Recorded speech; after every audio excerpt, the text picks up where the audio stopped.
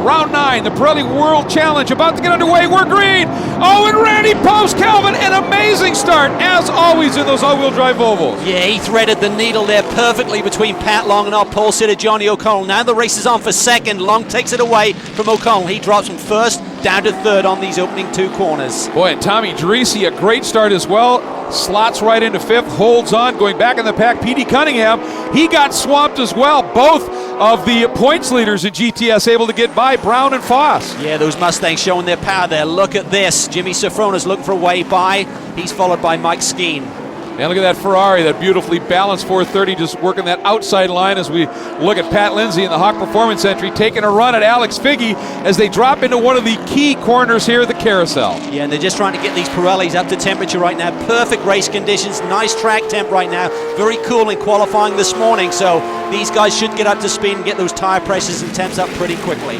Popes leads down into the sort of a double apex hairpin here, but it's an interesting corner. And look at Figge trying to work around Lindsay as well. Randy Popes, the K-Pac car, haven't seen him lead much this year. Great to see for the 4-time champ. Yeah, he's had a very frustrating season, so hopefully he can get one together here today. But look at Johnny O'Connell. He's starting to harass Pat Long. He realized he's got a very balanced race car in that Cadillac here this weekend. He needs to take advantage.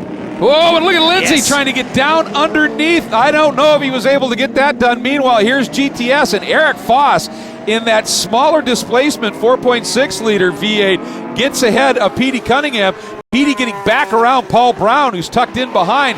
So Foss in that St. Jude's Traxxas entry getting around Cunningham and Brown at this point. Nicely done. And Cal, here's that very short hairpin. Used to go a lot further down into that corner. They've shortened it up.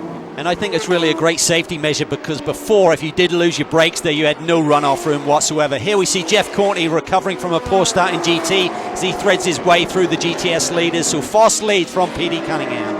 And we've got a problem. We are under a full course caution, and here's why. Aaron Povoleto, you can see the frustration, comes in here second in the points, Cal.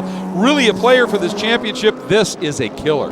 And take a look who just before the caution got to the top, and that was Pat Long. That's an interesting story. And here's a moment for Randy Popes. Everything going along well, he's leading. And look, suddenly you can see his hand comes up. He's got a problem. He's pointing people by. And he too, boy, a tough moment for the Volvo team, the K-Pac entries. Pat Long now leads them up. Watch for the green flag, and it flies. We are back to racing. And a big move there by the yellow Krager Wheels Corvette of Skeen trying to duck underneath and pick the spot up from Andy Pilgrim. Kelly couldn't quite get that done. No, not enough room there before they jinked to the left there, so Andy was able to close that door. But you know that Johnny O'Connell, our original pole sitter here, wants by Pat Long, our current leader. But the Porsche looks awfully tough. He's carrying a lot of rewards away, so that'll be a factor throughout the course of this race. Well, Pat's made the comment as we take a look on board with Lasse Aschenbach, your leader in touring car. Pat made the comment that this is a track that Porsche with this layout should be effective on. The final 2 of the season are not Porsche tracks. He said we've got to maximize what we can, but he's doing it with a lot of weight. Look at this. That is young Alec Udell coming up, trying to get around Eric Foss. That is the battle for third now in the GTS category as Paul Brown has gone to the front, and here's how he did it. Look at this move. Brown down underneath P.D. Cunningham, picks up the second spot. That was on lap 2, and then he was able to run down and get around Eric Foss. So this battle in GTS, it's been this way all season long. Back to the GTS paddle. Look at this. Oh, Foss just literally rams the 06 car of Udell.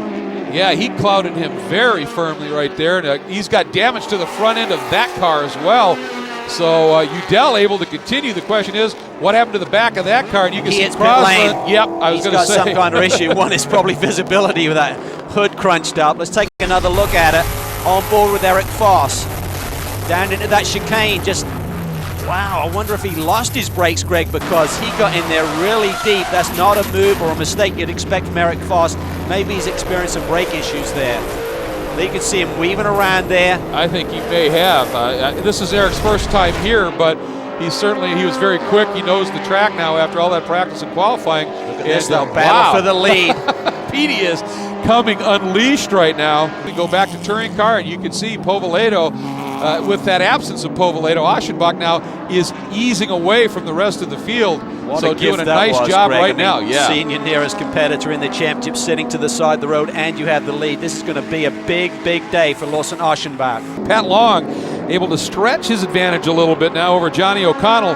obviously catching traffic at the right time, and Pat Long is awfully good in traffic. Not that O'Connell's not, but Long is just working it beautifully. The thing that's helping him now, Cal, is the fact he's got that little bit of room back to O'Connell. He doesn't have to be, quite as, reckless sometimes you have to be when you're under pressure. Speaking of reckless, look at that. Oh, Paul Brown, a huge moment there coming up at turn 7. Nearly spins the car around. We talk about his car control. He needed it all and more there to keep that car underneath him, but Petey Cunningham is through for the lead in GTS. And Brown still struggling, off track again, and that has allowed both Leah Foge with that gray hood and Ben Crosland to come around the outside, or at least make the attempt. And you can see in the background James Safronis spinning it, so he gathers it up, but his tough that was weekend, tight. Wow, particularly for Safronis in terms of points. He too in a close battle with Long, and that is not what he wanted to have happen. But back up front in this GTS battle, now you've got Mike Skeen and the Krager Wheels vet trying to duck underneath. Leah Foge in that white red line oil entry trying to keep the Interbank Mustang, that yellow one, of Crosland behind him while the GT leaders come through. This is, folks, why we call this Sports Car Wars. It is exactly that. On board with Leah Foge doing a great job. His debut race in World Challenge, qualified well, solidly in a podium spot right now, Cal. He's doing a great job. This is his local racetrack. He now lives nearby in Sonoma, so he's got a lot of miles around this racetrack, but nonetheless, to come into this form of competition and compete so well on your debut weekend, an amazing run for him. So Petey Cunningham has the lead. Can he hang on for that first win of 2011? Had 6 wins last year on the way to the championship.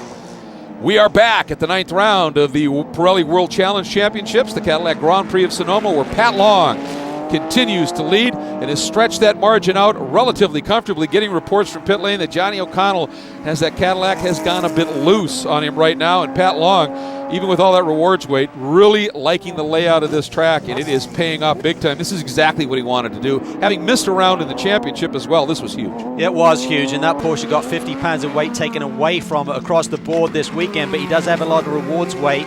But here we see the Ferrari, the 430 on debut in World Challenge, Greg, and Welsh is doing a superb job as we're on board with him right now. He really has. In 09, he ran a couple of races with the Woodhouse Performance Group and the Viper, so he's got a little bit of World Challenge experience, but the guy who's running that program, Burl Smith, actually with Dave Welsh in 1997, in those 2 years of the North American Touring Car Championship, ran a Ford Mondeo, and he ended up winning the Touring Car Driver of the Year award that year. So it's nice to have Mr. Welch back in competition, and he's got a guy named Greg Fordahl that's working on that car, so there's another great secret weapon to have. But when you want a secret weapon, if you own a Porsche, you want a guy named Long driving it. Yeah, I mean, man, he is totally on top of his game here in World Challenge. Hasn't had the best of years in the ALMS, but he says it's nice to come over here, have some wins. Obviously had that double win at the beginning of the year, and today he looks almost unbeatable. But I think the only thing that can trip him up now is a caution, because he has a healthy lead over Johnny O'Connell, who has lost the rear grip a little bit in the Caddy. By the way, another update just to fill you in. We got a report from pit lane Randy Popes. His issues were electrical. Have not heard yet what parked Povolato at this stage, however. There's the margin. You just saw the silver caddy of Johnny O'Connell back in the distance. And notice who's third, as Mike Skeen has gone around Andy Pilgrim and brought that Krager Wheels Corvette onto a potential podium. And he's in a points battle as well. Speaking of points battles, Lawson Aschenbach, like Long right now, has a little bit of space. And boy, did he get a gift with Povolato's issue. He really did, and that really takes the pressure off, allows you to hit your marks. And here we see our GTS leader, Petey Cunningham. I think even all of the experience, the wins, the championships that he has, I mean, he'll be a little bit nervous right now with 2 laps to go. Hasn't been the easiest of years for Petey Cunningham. Remember that huge crash he had in the first race at Mid-Ohio, just in the last event. Big damage to that race car, so the boys have done a tremendous job at real time in getting that car back together and making it quick again. Yeah, and for a 6-time champ not to have a win this late in the season, this is new territory to be sure. So I think you're right on the nervous part. Pat Long on his final lap. So he is going to wrap this one up if he can have it all hang together just for another 2/3 of this race in that Privacy Star Entrust Porsche from the Rob and Charles Morgan True Speed team. By the way, very socially conscious is the Pirelli World Challenge, and here's how you can get involved. You can start with world-challenge.com, where you can get all the latest news and views on the Pirelli World Challenge. If you'd like a little bit more with some video content, try world-challengetv.com. Check out cool in-car videos, driver interviews, and you can watch this complete race and all the other World Challenge races online right there. And finally, you bet, if you're into Facebook, well, the Facebook group, all you have to do is search World Challenge GT, GTS, and Touring Car Series, interact with other World Challenge fans, and post your race pictures and videos. So have some fun with the social media here with the Pirelli World Challenge. Again, Pat Long weaving his way through the infamous S's, this long snaking section of track, but now coming up to where they have changed it a little bit. Normally it peels off to the right there, and then you get that very fast entry into turn 10, but there's a big wall that looms on the exit at 10. The IndyCar guys with the open wheels don't like that much, so that's why we've got this little different configuration here. Yeah, it's really changed the character of this racetrack, I believe. I'm not sure it's for the better, certainly a lot safer, but talking to the drivers, I think they love the old layout, but safety is obviously the number one concern these days. Here comes Long, one more corner, hand out the window. He has done it, and he has gained more points. Exactly what he wants. As he said, he's nervous going into the last two tracks. We'll talk about that later as the checkered waves.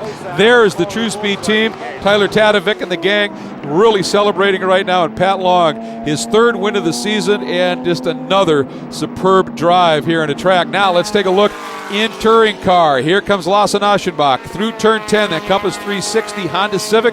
He too is going to balloon his points lead just a little bit with Povoleto parked.